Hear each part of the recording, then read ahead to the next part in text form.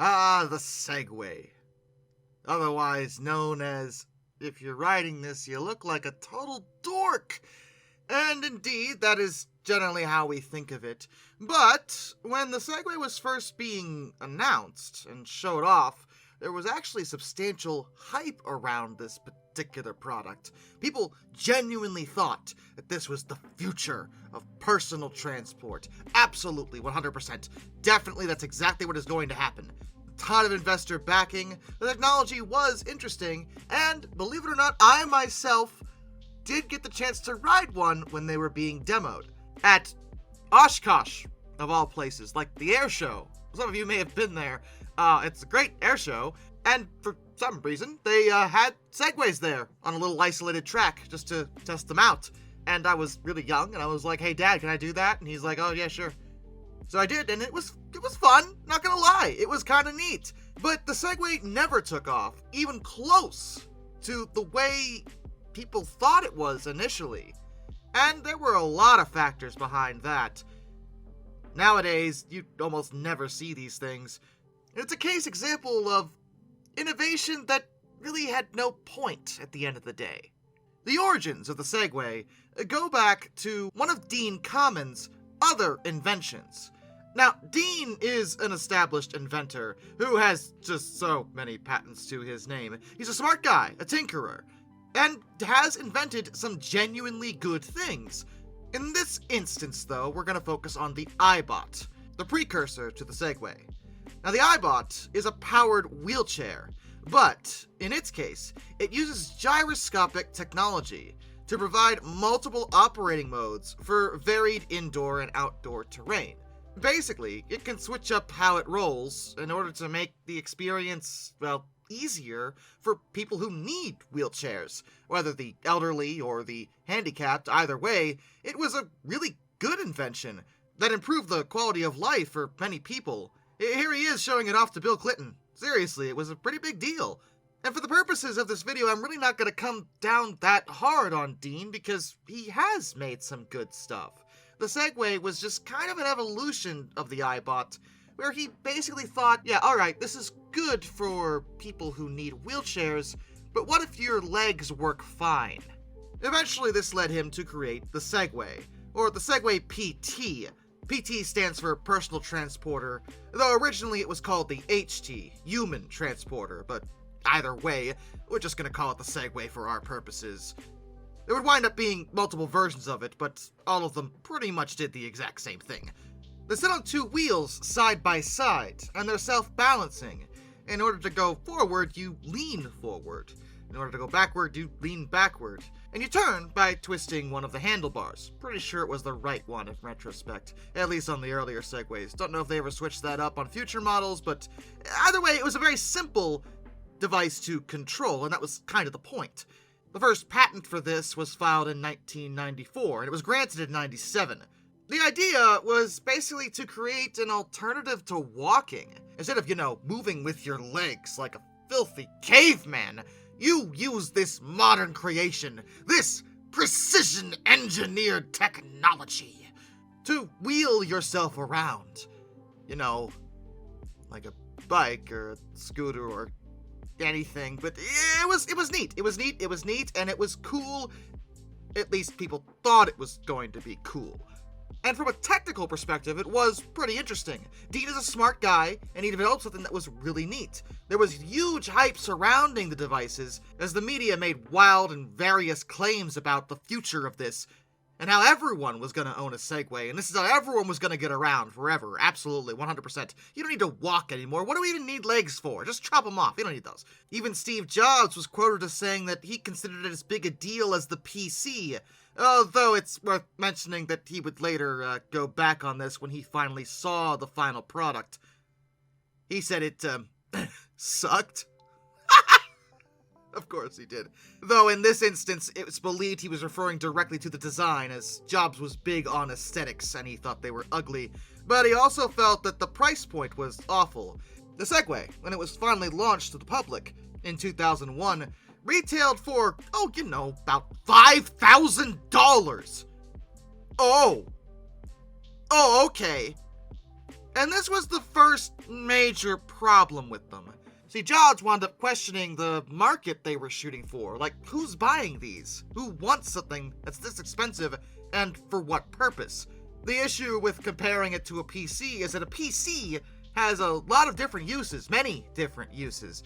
You can do so many things with a personal computer. You're watching this video on some kind of computer right now. And I guarantee whatever device you happen to be using, it can probably do other things besides watch this. They'll finish the video. I would appreciate it. Anyway, but the Segway was only good for moving around. And a lot of things on the market that are cheaper, like the aforementioned bike, are much better for that. Or alternatively, if you really don't feel like spending any money, you could, I don't know, walk? See, the idea of marketing something as a replacement for walking is a bit of a bold thing to do, because I understand that in the modern day, and I would agree, that people tend to be lazier. I think most of us are willing to admit that, especially in first world society. Yeah, people have gotten pretty lazy. We're not that lazy, though. How lazy does a society have to get to where people would rather spend $5,000 on an alternative to walking rather than simply walking? And the answer is, I'm not sure, but we're not there yet. Basically, no one really wanted it. And the problem was, despite being some kind of walking alternative, it really wasn't a replacement for walking most places.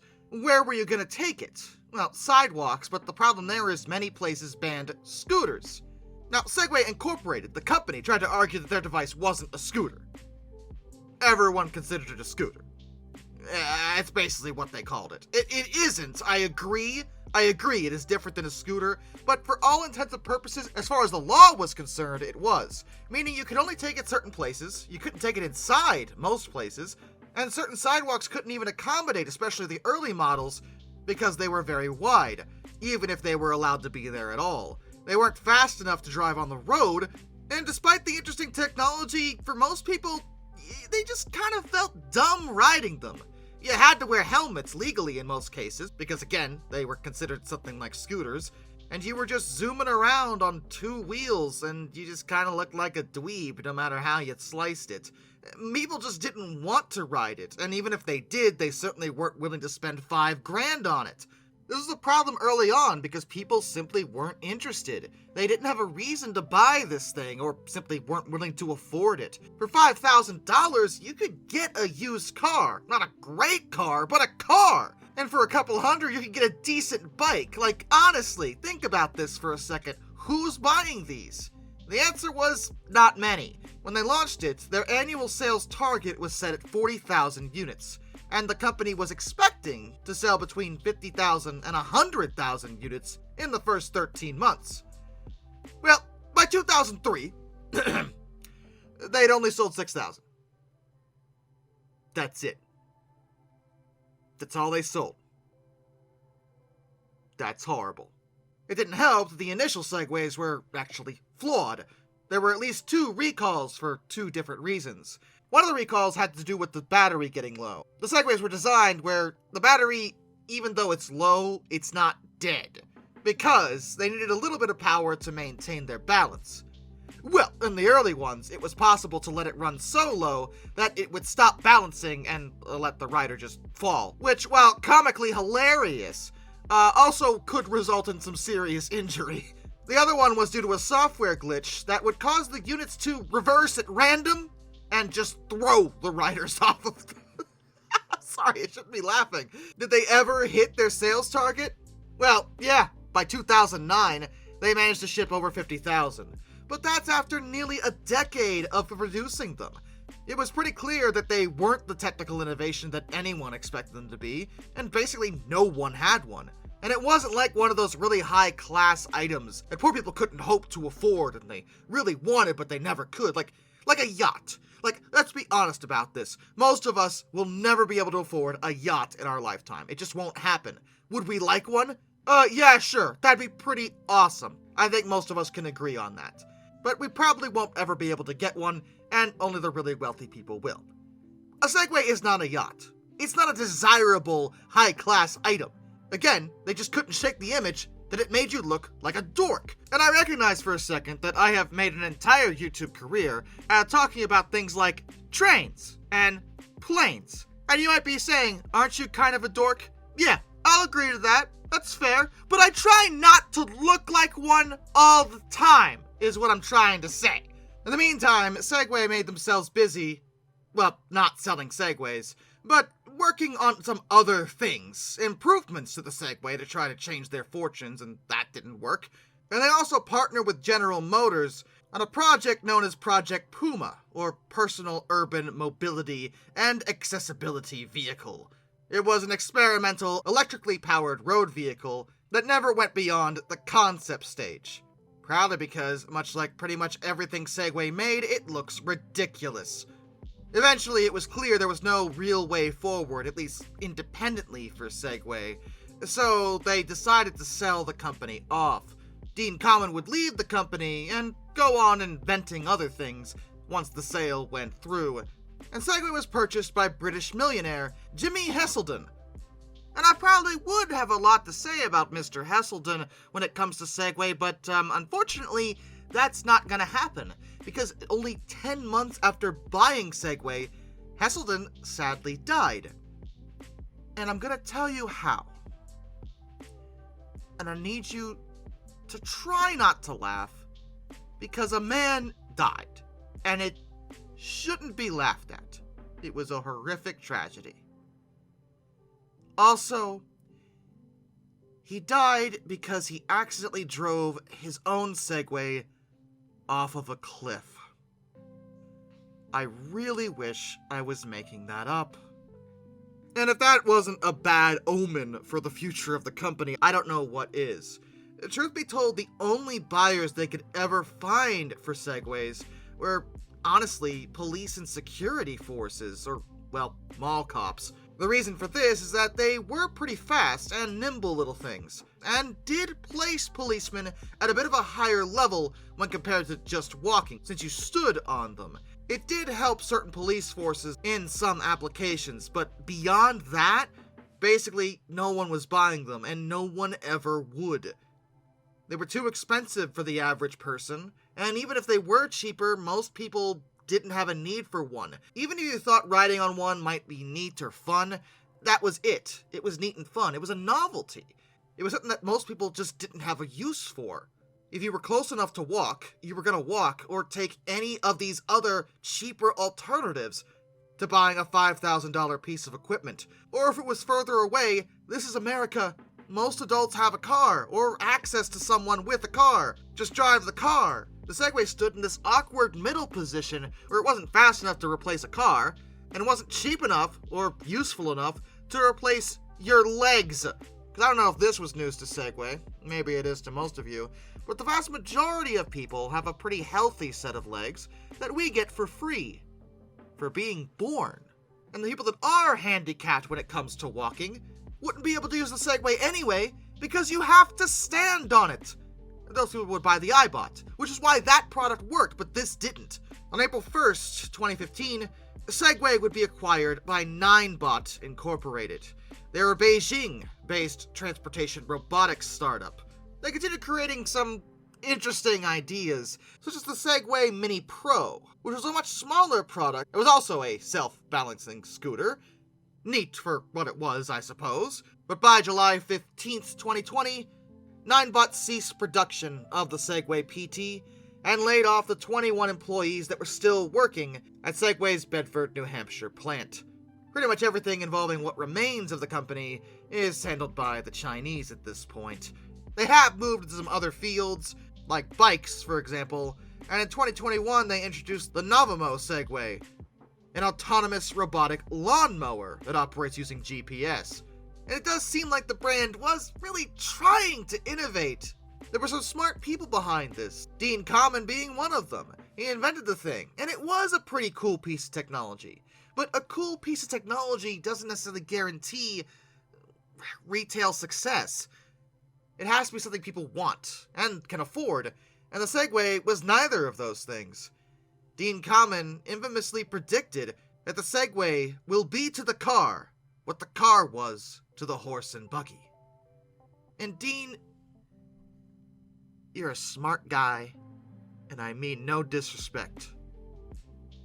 But you were really wrong with that statement, man. Because honestly, how was this ever gonna replace a car? It can't go fast enough. You can't drive it on the highway. You could barely drive it on sidewalks. It was functional in what it was supposed to do. But what it was doing was something that no one needed or wanted. And that was the bottom line. Despite all the hype surrounding it, they just couldn't make anyone care about the Segway.